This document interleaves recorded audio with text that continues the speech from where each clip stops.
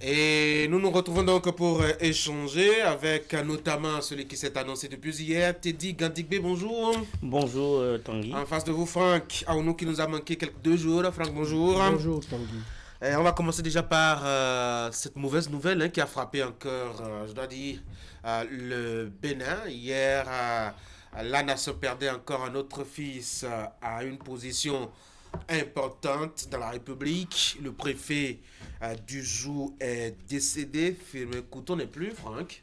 Oui, j'ai appris la nouvelle comme tous les Béninois dans l'après-midi d'hier. C'est bien dommage.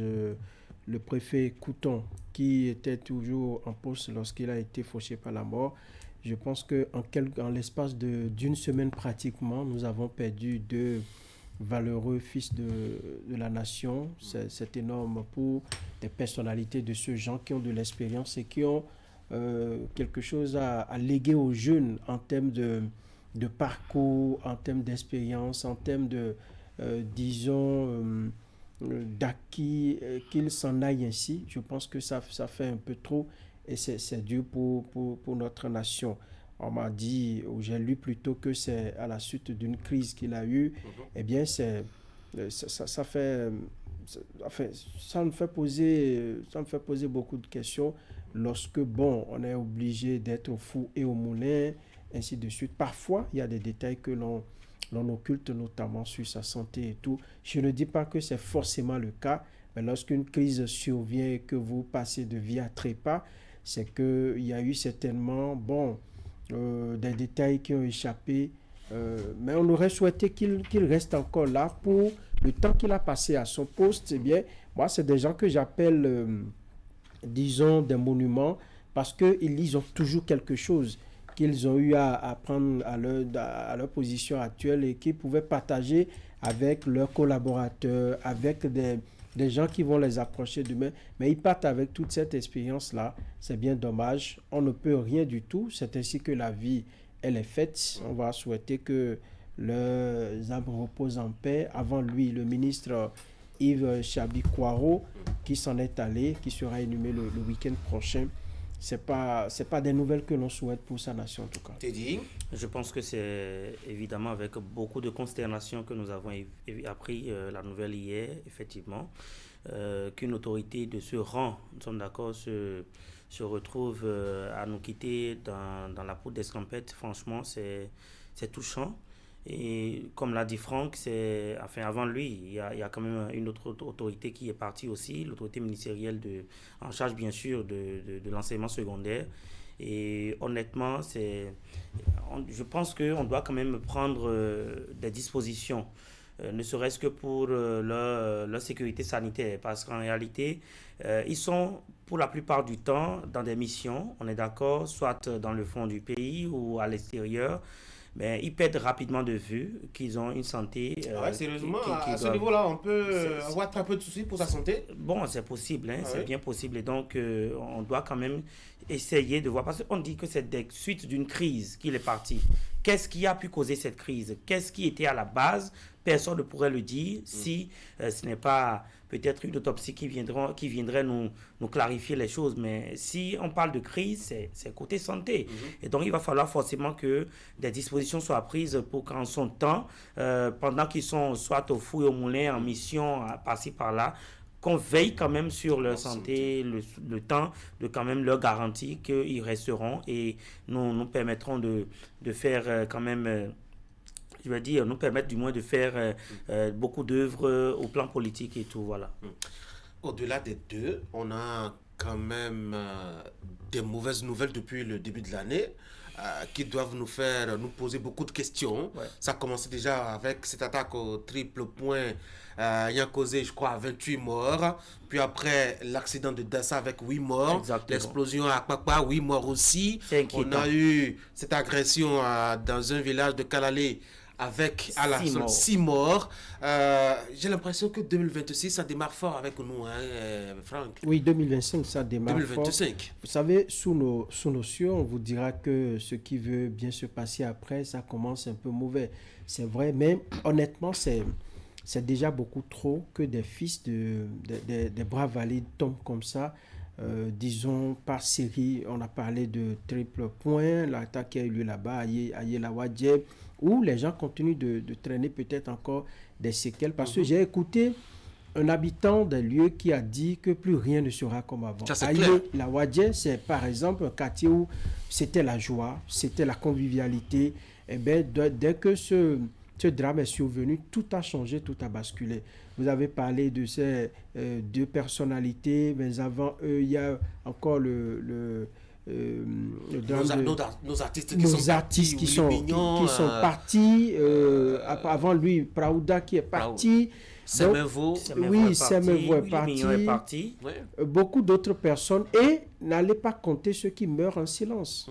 Ce que nous disons, ce que Teddy a dit tout à l'heure, c'est que ce n'est pas que nous perdons de vue en fait notre santé, mais il y a on se dit, mais je vais faire rapidement ceci avant d'aller à l'hôpital. Vous sentez des maux de tête, on se dit, je prends du paracétamol à côté, ça va calmer en attendant. Alors que c'est annonciateur peut-être des maladies que notre corps est en train de couver depuis fort longtemps et on ne prend pas le soin d'y aller. Donc, on est dans une certaine convoitise disons, du matériel, ce que nous voudrons réaliser comme rêve, et on s'oublie alors que on dit que toute personne qui marche est un malade qui s'ignore. Donc nous sommes malades debout et il n'y a que ces check-up là ou cette petite visite que nous rendons aux médecins qui nous permettent d'avoir une idée. Mais pour les drames qui se sont succédés en ce début d'année, je pense que c'en est un peu trop. Je ne sais pas si la nation doit organiser des prières ou si nous devons nous contrôler un peu plus. Ce qui est sûr, il doit avoir la ressource quelque part qu'il faut aller puiser. La prière va nous sauver, Teddy. Je pense qu'on va retomber peut-être dans une vieillerie qu'on a quand même eu le temps de traîner ici. On ne peut pas le faire sous les bâches avec les femmes qui attachent les guérillas. On peut les faire dans les chapelles, demander aux chapelles de prier davantage pour... Comme le PR est en train de faire pour célébrer la conférence nationale. Là. Il y a des choses sérieuses. Bon, en fait, la prière aussi est sérieuse.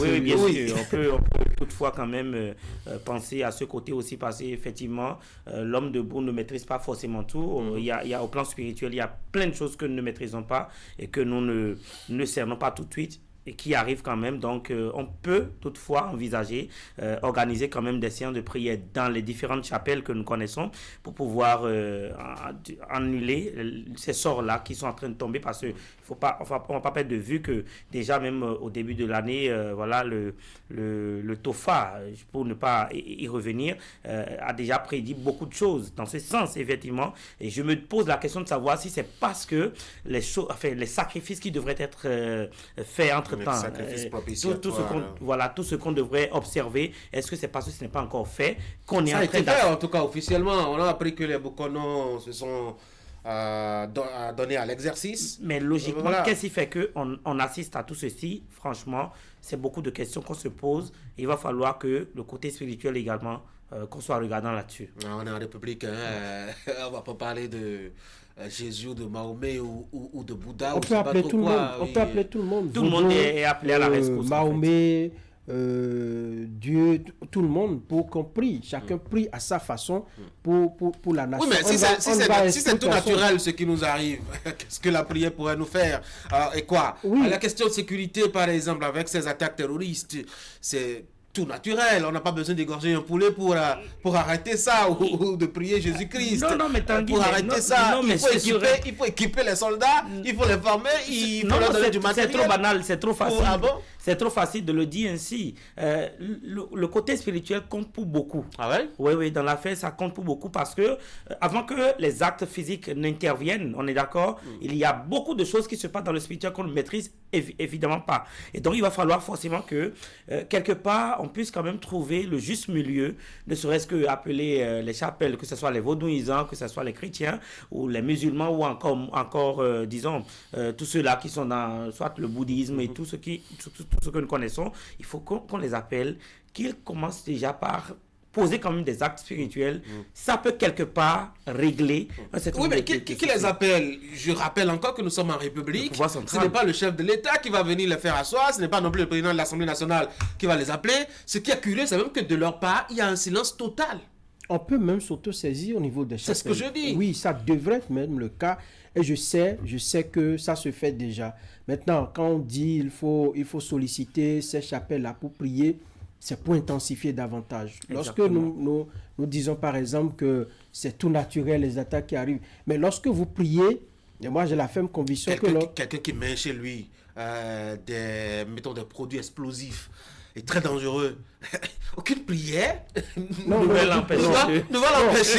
S'il continue de paquer chez lui des produits aussi dangereux. Oui, lorsque vous priez ce que Dieu pourrait faire dans ce cas de figure, par exemple, que ça explose. C'est peut-être amener quelqu'un à découvrir avant même que l'explosion ait lieu. Exactement. Bien sûr. Lorsque vous prenez le cas des attaques, quand vous priez, même les militaires, quand ils vont à la guerre, ils prient. Ils demandent à leur Dieu de les protéger. Et avant, mais sans avoir d'abord sous les leurs armes bien équipées, avec tout ce que vous balles. Oui. Bien avant même, au temps du roi Béanzin, pour aller à une guerre, on consulte l'oracle, on dit, mais est-ce que nous aurons la victoire? Est-ce que c'est ce que nous devons faire aujourd'hui? Lorsque l'ennemi vient et qu'il n'arrive pas, peut-être avant son arrivée, vous avez déjà eu des bribes d'informations. Ça, c'est des choses que Dieu peut vous aider à régler.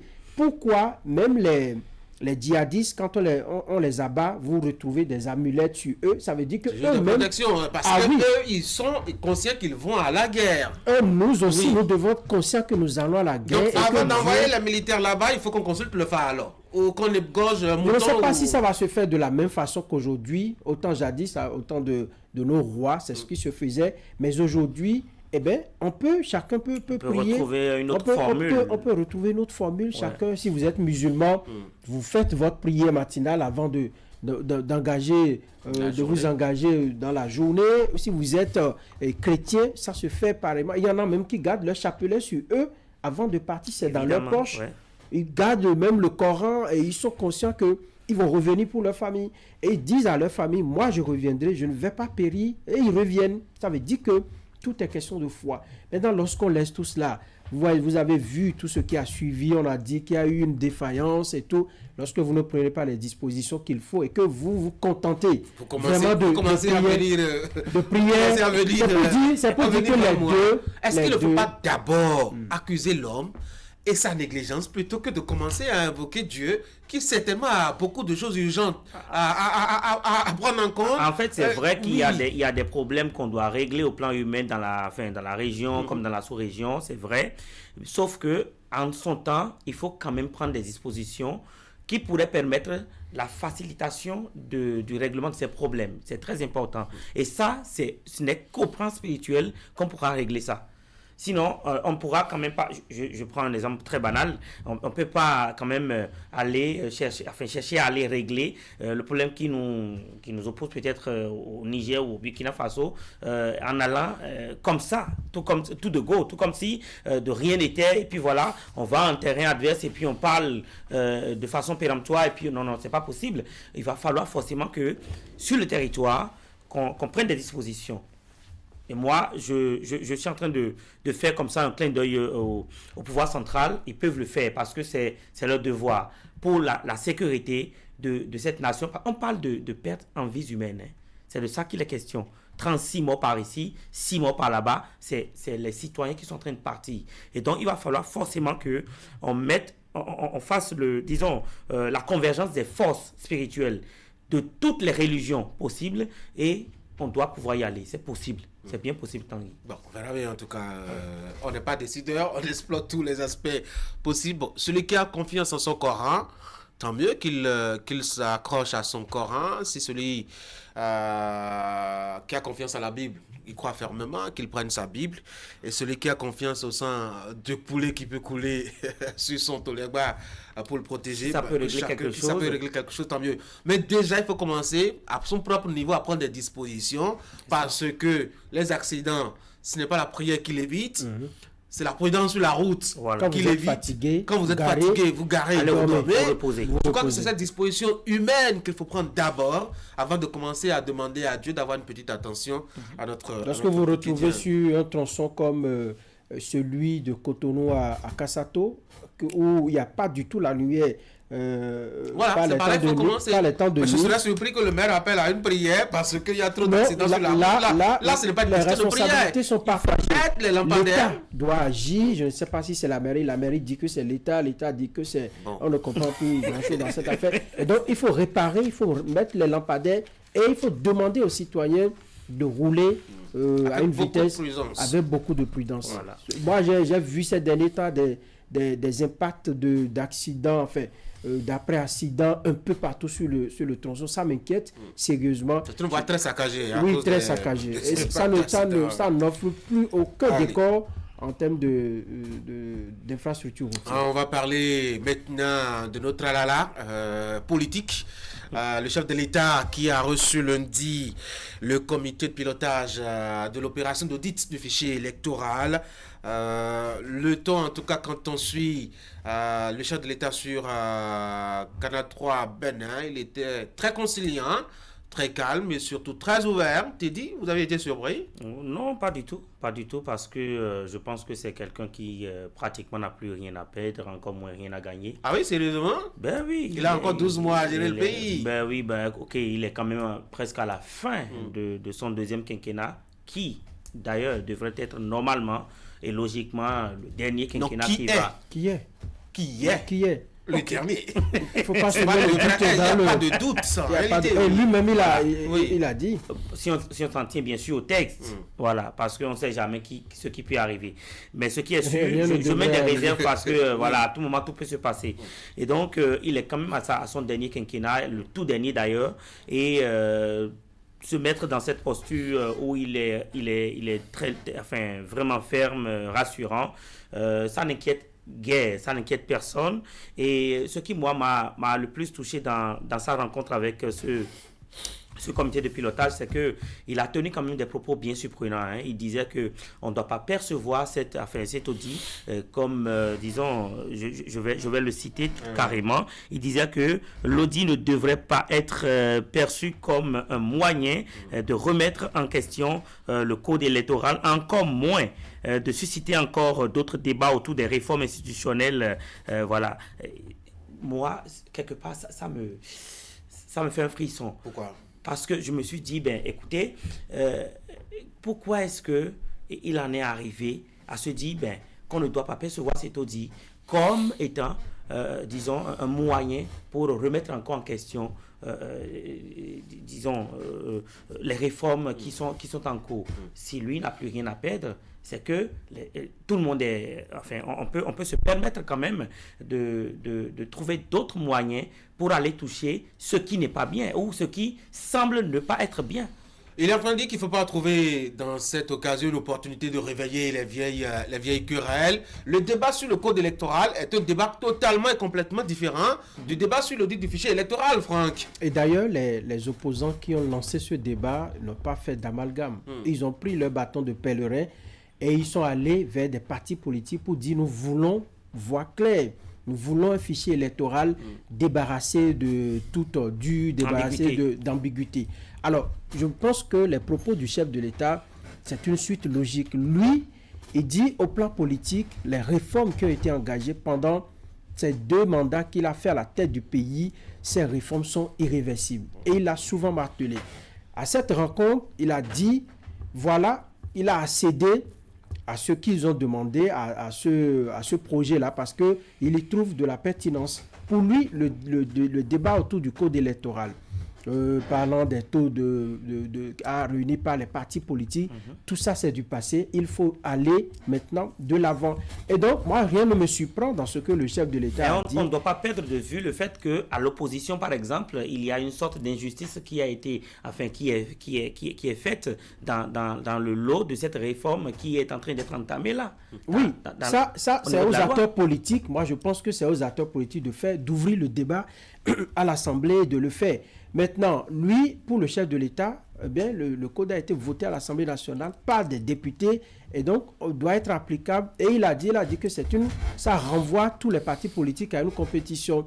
Il demande aux acteurs politiques de descendre sur le terrain, de montrer de quoi ils sont capables, il a dit. Donc moi, ces propos ne me surprennent guère. Je pense qu'il est resté dans sa logique et il n'a pas changé d'un iota. C'est ce que j'ai noté à cette rencontre-là. Maintenant, lorsqu'on va dans le fond, il y a toujours des grincements de dents. On peut souhaiter que le débat soit ouvert sur le code électoral. Si celui qui doit, par exemple, accéder à cela, ou ses partisans qui doivent également y accéder pour que le débat soit fait à l'Assemblée nationale pour une révision du code électoral, parce qu'il a dit également pour la Constitution et tout, il ne faut pas percevoir cela comme une ouverture. Il ne veut pas ouvrir la boîte de Pandore pour que tout aille dans tous les sens. Je pense que c'est libre à lui et c'est lui qui a actuellement les commandes. Je pense que pour celui qui sait bien lire, il ne veut pas d'une lecture du code électoral. Et je pense que on ira aux élections avec ce code-là. Bon, maintenant, entre acteurs politiques peuvent toujours engager. En prenant l'initiative de l'audit au départ, je suis sûr que les opposants le savaient, peut-être pas que ça allait aboutir. Donc, il faut toujours essayer. Au plan politique, ça peut toujours donner quelque chose. J'ai entendu un mot que j'ai rarement entendu de la bouche de chef de l'État, le mot consensus, tu dis. C'est justement ça qui fait l'objet de ce que je suis en train de dire.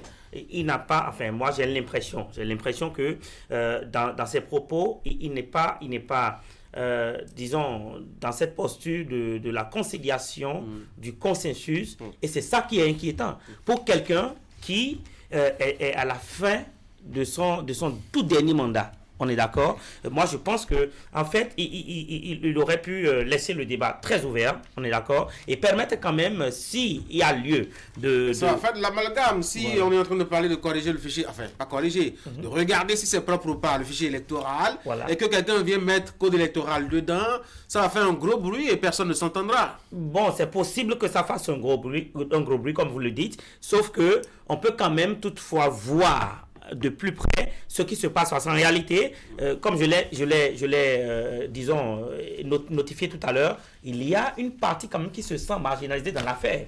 Il ne faut pas perdre ça de vue, parce que pour que la réussite soit totale, il faut que tous les partis en fait se sentent concernés par ce qui est en train d'être révisé là. Mais si il y a de l'exclusion, où on sent que il y a des partis qui en vrai ne sont pas trop concernés par ce qui est là, je pense que ça causera un problème. Éric, c'est mon avis. Ah oui, absolument. Et vous en avez le droit, le droit d'avoir un avis. En tout cas, ce matin, c'est le plateau des avis divergents. Éric, bonjour. Bonjour. Les téléspectateurs vous ont vu venir sur ce plateau ce matin. Merci de nous avoir rejoints sur la pointe. Avoir la complicité de M. Augustin. Sur la pointe des pieds. Merci en tout cas de nous avoir rejoints. On était donc en train de discuter au sujet de cette rencontre entre les membres du comité de l'audit du fichier électoral et Patrice Talon. Il y a le propos de Patrice Talon, vous les aviez suivis. Oui, absolument. Comment vous l'avez trouvé? Je pense que là-dessus, il y a tout un élément qui pourrait amener un citoyen à s'étonner de la démarche du chef de l'État. Comment ça? Déjà parce que l'homme a une conviction tellement forte que parfois cela l'emporte sur des démarches de consensus, de conciliation. Voyez-vous, nous avions vécu des crises quand même dans ce pays, ou des situations dans ce pays où, tellement convaincu de sa démarche, de sa posture, n'est-ce pas, cela l'a emporté sur toute autre démarche de consensus, d'ouverture et tout ça. J'ai remarqué que Patrice Talon, dans les éléments que nous avions vus, soucieux de la fin de son mandat, soucieux de ce qu'il voudrait que le processus électoral puisse bien se dérouler, et qu'il va jouer entièrement sa partition, avec les acteurs de la société civile pour que le fichier soit nettoyé. Alors, il fait la différence entre un activisme politique et un activisme de la société civile. Il voudrait que ce soit la société civile neutre, débarrassée je dirais, j'ai pas envie de dire de tout dossier compromettant lié à la politique, en tout cas, de sorte à ce que... Ça, c'est le collège, je me rappelle. Oui, absolument. De sorte à ce moment de compétition en classe. De sorte à ce qu'on ne puisse pas douter véritablement du travail qui sera fait. Il a insisté, quand on est en train de finir, on s'assure, n'est-ce pas, de faire les choses bien. Et que pendant qu'on est en train de diriger, on n'a pas relevé assez souvent la tête pour interroger si l'action qu'on est en train de mener est la meilleure ou pas. Est-ce qu'une façon pour Patrice Talon de nous dire que depuis 2016, il était tellement focus sur ses actions que peut-être dans sa comment on dit, dans sa volonté de développer, dans sa volonté de faire des réformes, il lui a échappé justement de lever la tête et de voir par endroits si son action a peut-être heurté la sensibilité des uns ou des autres. Mais toujours est-il que tous ces éléments, n'est-ce pas, mis ensemble, nous amènent à conclure que effectivement il y a de l'étonnement. Il y a de quoi elle se dit, mais est-ce que nous sommes vraiment en face de Patrice Talon que nous avions connu depuis 2016? Oui, on était sûr que c'était lui. Est-ce qu'officiellement il est associé? Je ne sais pas si de mémoire nous avions observé des images de Patrice Talon avec des acteurs de la société civile qui quand même à plusieurs occasions, dans plusieurs crises, ont exigé, ont demandé, rencontrer le chef de l'État, n'est-ce pas, pour que des discussions soient menées. Bien d'autres sujets, 2019, 2021, avec tout ce que nous avions vu comme débat politique dans ce pays, on n'a pas vu ça. Et donc, bon, quelqu'un a dit que parfois, quand on est en train de finir, on revient à de meilleurs sentiments, on épouse certaines démarches auxquelles on n'avait pas du tout cédé par le passé. Mais vous verrez justement que quand on a observé ces images au niveau de l'opinion, plus ou moins, on se dit, ah mais dis donc, ça veut dire que nous aurons des élections apaisées, ça veut dire que les choses se passeront plutôt bien. La lecture politique que moi je fais un peu de la démarche du chef de l'État, je pense que n'oubliez pas que les partis qui soutiennent ces actions n'étaient pas trop favorables à cette opération d'audit du fichier électoral. Mais malgré ça, il a autorisé avec ses ministres en Conseil des ministres le décaissement d'environ 160 millions pour faire le travail. Je pense qu'il est en train de vouloir, lui, en tant que Patrice Talon, en fin de mandat, en train de vouloir poser des actes pour montrer toute sa disponibilité, son ouverture à aller vers certaines réclamations, certaines exigences en griffe des acteurs politiques. C'est cela que moi je vois dans cette démarche, parce qu'ils ont autorisé le décaissement et il a appelé le comité de pilotage pour dire tout son engagement, qu'il soutient entièrement ce qui va se faire et qu'il attend un travail purement technique. Et vous avez vu combien ça a enchanté le président, le coordonnateur du comité de pilotage, Jean-Baptiste Elias, qui a lui aussi affirmé qu'il jouera qui va peser de tout son poids pour que le travail soit purement technique. Je pense qu'en fin de mandat, on ne pouvait pas attendre mieux. Maintenant, sur les autres questions qui divisent la classe politique, on peut toujours espérer qu'un beau matin, que Patrice Talon les appelle pour dire venez, on met tout sur la table. Est-ce que ça doit être au gré d'une humeur, d'une horloge qui a mal tourné? Non, ça n'a pas commencé. C'est le besoin, l'urgence et surtout l'objectivité des questions qui sont posées. On vous dira que l'audit du fichier électoral, c'est bien urgent. Les autres, c'est des chamailles politiques. C'est bien des discussions qu'on a terminées au Parlement parce qu'il y a eu des discussions avant le vote du code électoral. On ne vous dira pas que c'est le code électoral du BE, de l'UP. On vous dira que c'est le code électoral adopté par le Parlement. Et donc, le fichier n'est pas du BR ou voilà, le fichier n'est pas pour le BR ou le PR. Pour l'UPR, quand vous entendez ces discours, et ce qui est même difficile, vous avez vu même sur la question de l'audit du fichier électoral, les acteurs politiques eux-mêmes sont divisés. Il y a une partie, c'est-à-dire la mouvance qui dit nous ne sommes pas vraiment preneurs. Il y a le cas de concertation qui a tout fait. Ils ne sont pas divisés, c'est des positions...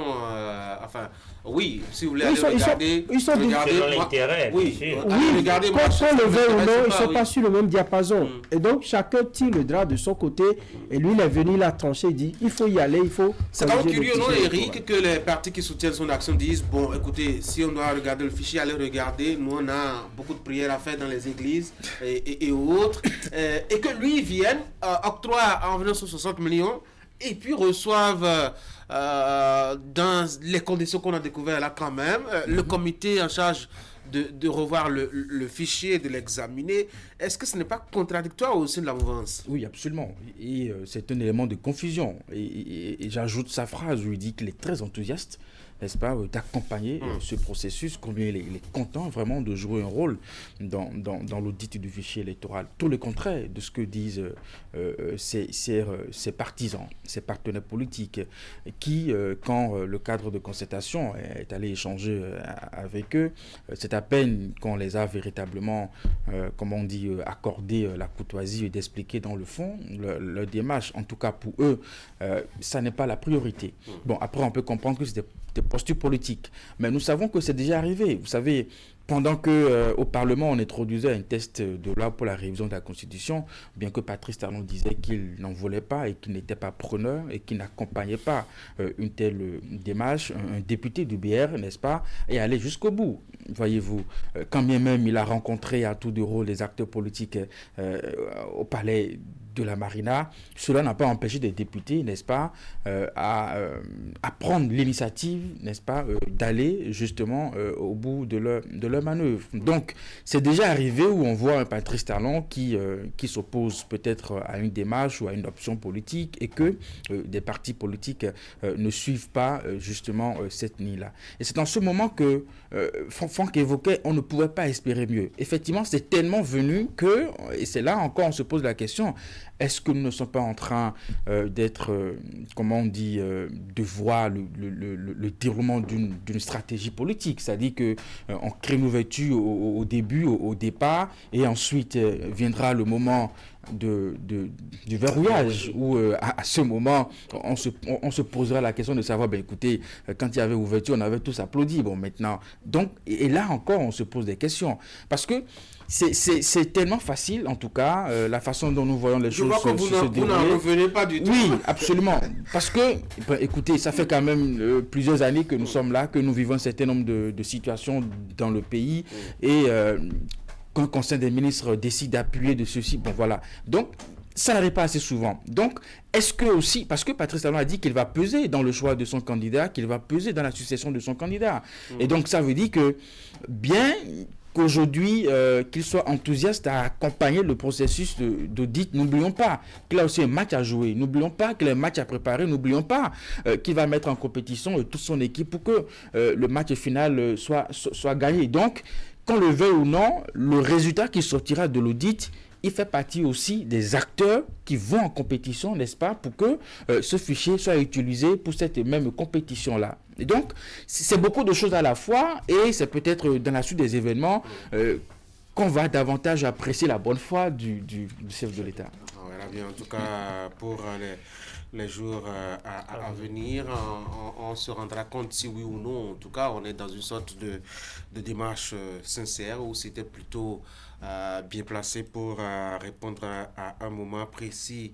Et ce bout de phrase qui n'aura certainement pas échappé à votre attention, quand on est vers la fin, il faut faire bien les choses. Ouais. Une réponse à ceux qui demandent à la Cour constitutionnelle s'il y a une possibilité de troisième mandat. Voilà. Non, je pense que cette affaire a été classée quand même par l'article 42 de la Cour constitutionnelle, de la Constitution. De la Constitution, autant pour moi. Et le président de la Cour constitutionnelle est revenu là-dessus, par plusieurs fois dans quelques entretiens. Je pense que on ne va plus parler d'un troisième mandat. Est-ce que c'est sa réponse, Talon? Non, on n'a pas forcément besoin de sa réponse à lui, mais on a des tests qui nous régissent et nous savons que ces tests ont clairement statué là-dessus et donc on ne va pas revenir là-dessus. Il est dans son dernier mandat. Et tout compte fait, disons en 2026, on va passer à une autre étape. Voilà. Bon, ça nous a quand même beaucoup amusé ces derniers temps de voir ce balai de recours à la Cour constitutionnelle. Enfin, je ne sais pas si quelqu'un a voulu donner un peu du travail à nos sages de l'autre côté. Au moins, on a pu observer... C'est des sages, mais on les a secoués ces derniers temps.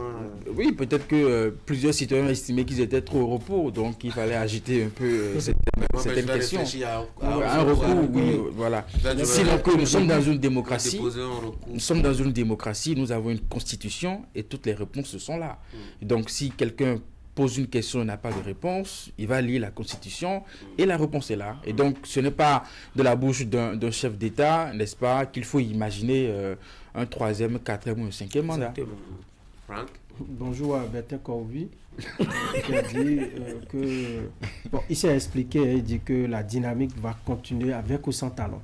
il est prudent sur les mots. Après, il vous dira qu'il a parlé de dynamique, il n'a pas parlé de Patrice Talon. C'est pour dire que dans ces propos du chef de l'État, moi je pense que on devrait véritablement s'en inspirer pour ranger définitivement cette affaire de troisième mandat. Parce qu'il a dit quelqu'un qui est en train de finir. Et d'ailleurs, ce n'est même plus à son bon vouloir. Les tests sont là. On dit que vous avez nul de sa vie. Mais c'est sous lui que le texte a été voté à l'Assemblée nationale. Il a même dit que c'est à son initiative. Oui, à son initiative. Nul de sa vie ne devrait pas faire plus que... Je crois que c'est un thème qui a été inscrit dans la Constitution. Donc, pour moi, c'est un débat rangé. Et avec ces propos ajoutés au texte, je crois qu'on a suffisamment d'arguments pour dire vraiment le chef de l'État est en train de préparer son départ. Et donc, on devrait penser déjà, à mon avis, à ce que nous allons faire en 2026, comment organiser les élections, comment faire pour que ces élections-là soient des moments de fête et laisser franchement ranger au placard cette affaire de troisième mandat et éviter d'embrouiller davantage les populations qui ont mieux à faire. Ah, les populations. Les populations qui ont mieux à faire, qui ont à travailler pour s'assurer les 3 repas quotidiens, le minimum, sinon sous d'autres les gens mangent déjà à 6 heures du bon café avec du beurre et tout. Et après à 10 heures, on leur apporte de shawarma. C'est où? Nous, les 3 repas. Ils voyagent beaucoup. Quand vous ne vivez plus au Bénin. Au Bénin, ça se fait. Quand vous vivez à côté d'eux, oui, à côté d'eux, vous entendez des bruits de fourchettes le matin. On sait de quoi. Vous levez déjà à 6 heures. Pendant que vous, peut-être, vous ne savez pas au cours de la journée. Mais pourquoi vous ne leur rendez pas visite alors qu'il y a que les bruits de fourchettes contre les assiettes? Ils sont pas tous ouverts. Nul n'a le droit d'être heureux. Ils sont pas tous ouverts. Tout seul. Il faut même escalader le mur pour aller prendre. Ils vous diront que c'est le fruit de loup sacrifice. Ah oui. Et donc il ne faut pas venir, franchement, les empester en fait. Oui, il faut les laisser. Merci beaucoup. Je vous souhaite de passer une très bonne journée. Mesdames et messieurs, c'est la fin de cette émission. Merci d'avoir été là. Juste après moi, la revue de presse. Je vous notifie aussi que demain, Eric prend la main pour vous servir donc la matinale jusqu'à vendredi matin. D'ici là, portez-vous bien. N'oubliez pas de rester scotché au programme de Canal 3.